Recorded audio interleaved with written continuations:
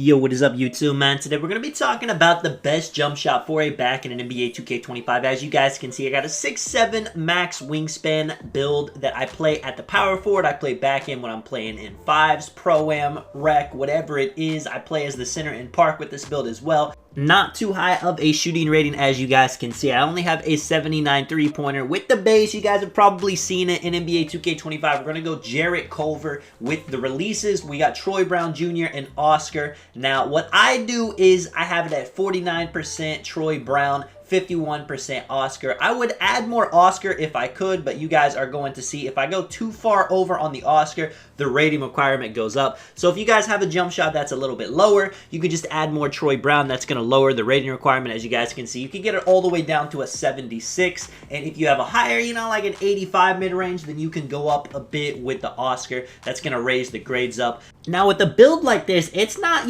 something that's going to go 20 for 20 from 3. You're just looking to be consistent. You want people to respect your jump shot and not leave you open. We're going to be playing some random rec today. Now, playing random rec on a power forward can be very iffy, You never know if you're going to touch the ball. You're not too sure what matchup. I mean, you could have a 7-foot power forward or you could have a 6'5 slasher. People make weird power forward builds. The center I'm playing with has a 99 defensive rebound and a 99 offensive rebound. Super high pass ac as well, so I'm not going to worry too much about rebounding this game. I'm going to be out on the fast break, get some buckets for us, and as you guys can see, wide open in the corner, that's knocked down. That's the exact type of shot you're looking for on a build like this. Now, I made this build to have some post control. I do midi fades. I got a little bit of ball handling as well. I can help the team out when it comes to some offense, a lot more than a lot of people that make their power forwards or locks.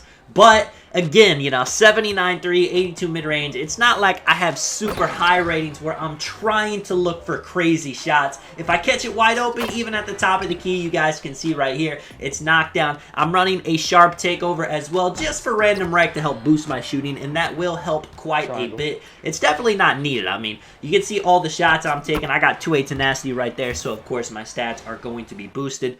This jump shot, it's just nice and smooth. You guys can see getting a nice block right here. Even people that have super high ratings, I know a lot of shooting guards with 99 mid-range or even 99 3, they use the Jarrett Culver base as well. And a lot of the comp locks and the comp backends that play Pro-Am, they use Culver base. So it's not like I'm bringing you guys any game-breaking information with the Culver base. You can see right here getting a nice contest. And the releases, a lot of people use Oscar, go for a nice little dunk on the fast break. Sometimes too, if you can take an open 2, especially if you're struggling to shoot, that can get you going a lot right here. He finds me on the back door. Beautiful lob throw by him. On this build, not the highest dunking ratings. I sacrificed more dunking than what most backends do so I could have some post control, but it doesn't really matter. I'm still dunking it when I'm wide open. Now, obviously, if there's somebody in my way, it's going to be a little bit tough on the fast break once again. Beautiful gameplay by the center I was playing with as well. He actually knew who I was. You can see I have 25 points,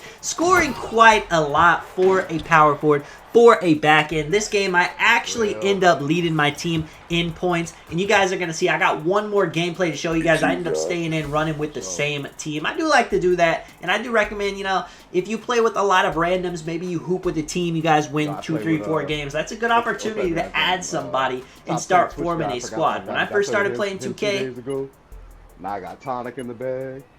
you can see the man talking as well. That's what I did. In 2K17, I was just playing with random people. I ended up sending them invites after we hooped well. And then the story goes on from there. Now I've been playing with a lot of people, like my guy Beast for multiple years. This game is a whole different situation, though, compared to the first game. I'm not too sure what ends up happening. I missed my first shot, as you guys can see. I'm shooting 50% from the field, but I end up going on a bit of a tear. And then for some reason, I stopped getting the ball, and then we end up losing the lead that we built. You guys can see right there, we end up missing the shot. It's all good. It happens, And once again, man, on a build like this, you can see I'm wide open. I'm knocking down a lot of these shots, but it is tough to shoot on a lock, on a back end. If you can shoot in lethal spots, I don't recommend doing crazy fades from the mid-range like I do with the build. Unless you want that to be your body, if that's what you want to work on, then you got to try to take them in games like this. Now, there are going to be some games where you have a really good defender on you. They're going to make it tough to hit. But this game, you know, I'm getting a lot of open shots, 75% from the 3. You guys can see I already have 11 of our points out on the fast break, getting a nice layup in transition. Obviously, the best thing about playing on a back end max wingspan is I'm going to have so much defense. This is one of the most defensive builds that I have. 94 steal, 92 perimeter. I mean, it can guard centers, it can guard point guards, it can really do it all. The center grabs the board, stop at the hash. You guys can see 80% from 3, 4 for 5 with only a 79 3-pointer. Now the center again has high pass act. He's got his dimer pretty high. I've got a takeover that's boosting my shooting, so of course my ratings are not 79 the whole game. They're definitely higher, fluctuating throughout. You guys can see I got 4 steals as well. Now, as we go into the second half, like I said, I'm not too sure what ends up happening. They just stopped dotting me. I mean, it's just kind of a effect whenever you're playing the game and you're getting a lot of shots, you're scoring a lot. People think that, you know, you got enough shots, it's time for other people to eat. When in reality, you know, if somebody's hot, you got to feed the hot hand. If they're leaving somebody open, don't just not pass it to them because they're getting a ton of open shots. Let them cook. You guys can see little dunk in contact right here. Now, with the low dunk rating this build's got, I don't recommend going for those, but I tend to get them, especially too when my takeover meter is building. You guys can see I was shooting 82%. I end up missing another shot, but the game super close now. I mean, 3 minutes left. We only have a 4-point lead. I feel like I could have 40 points right now. I was getting left open so much, and the ball just stopped coming to my hands. And look at this, man. Down 5 now. End up finding the right pass. He's able to get a 3. Down 2. We need to keep this game close or try to go for the tie. And you guys can see I get it right there. I'm out on the break. I finally get a bucket. I play the steal right here after they score. I was hoping I'd get it back. They don't end up throwing it to me. This guy takes a tough shot. It says open, but, you know, he wasn't, you know, he didn't feel open taking that shot.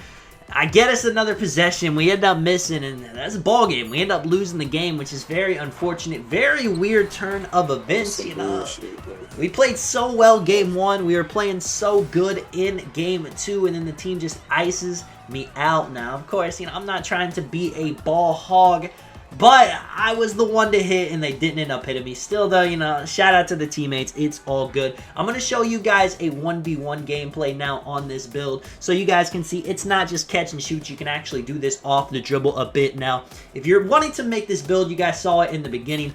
I absolutely do not recommend this build for the 1v1. And the guy I'm going up against, you can see a little bit of post game on him. He playing back. He's a big.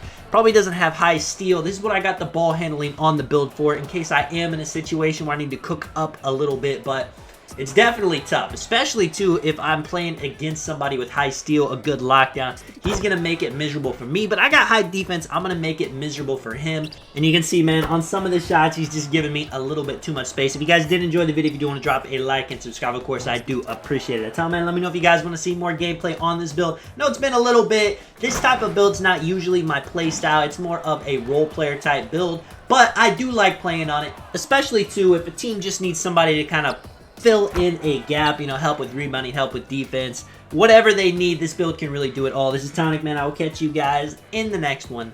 I'm out. Peace.